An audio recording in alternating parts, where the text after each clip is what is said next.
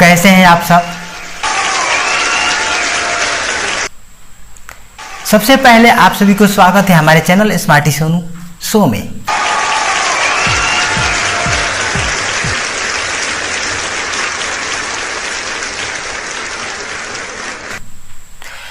पता है, मेरी बीवी बोल रही थी कि शादी के पहले आप मुझे रेस्टोरेंट, मॉल और ना जाने कहां कहां लेकर जाते थे। अब क्या हुआ? तो मैंने भी बोल दिया, पगली, क्या तुमने कभी चुनाव के बाद प्रचार प्रसार देखा है?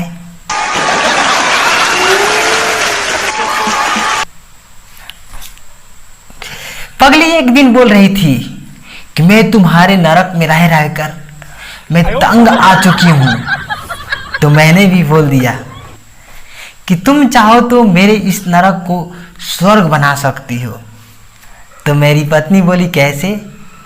तो मैं बोला कि अपने मायके जाकर।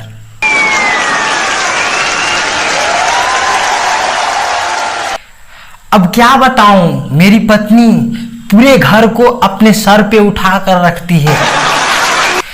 मुझे बुरा तो तब लगता है कि जब कोई पूछता है कि तुम्हारी पत्नी का नाम क्या है, तो मजबूरी में मुझे बताना पड़ता है, शांति। गर्मी से तंग आकर मौसम पे नजरें पड़ गई है कि गर्मी से तंग आकर मौसम पे नजरें पड़ गई है, और बीवी से तंग आकर पड़ोसन पे नजरें पड़ गई है।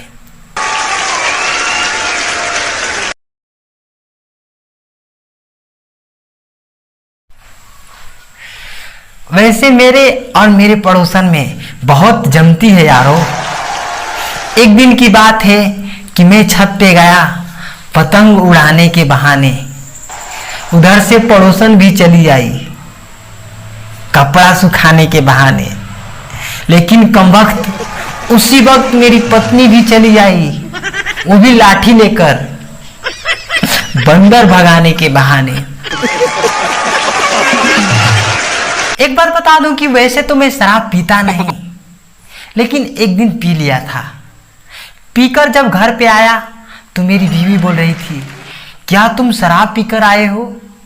तो मैं बोला कि हाँ, मैं शराब पिया हूं, पर तुम कौन हो?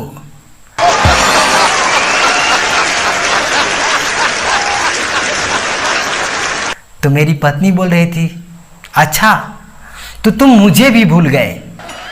तो मैंने भी बोल दिया, अरे कमबख्त शराब हर गम को भुला देती है।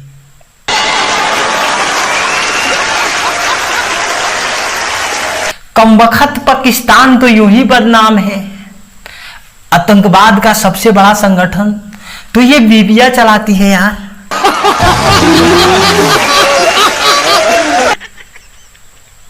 एक दिन मेरी वाली बोल रही थी कि मैं आपकी नारी हूं ना। तो मैंने भी बोल दिया कि हाँ भाई, तुम सिर्फ मेरी नारी ही नहीं बल्कि मेरी महामारी भी हो।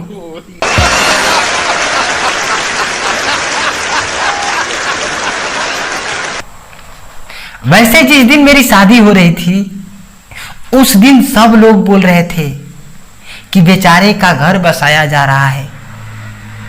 मैं भी नादान था यार, जो समझ नहीं पाया कि मुझे फंसाया जा रहा है।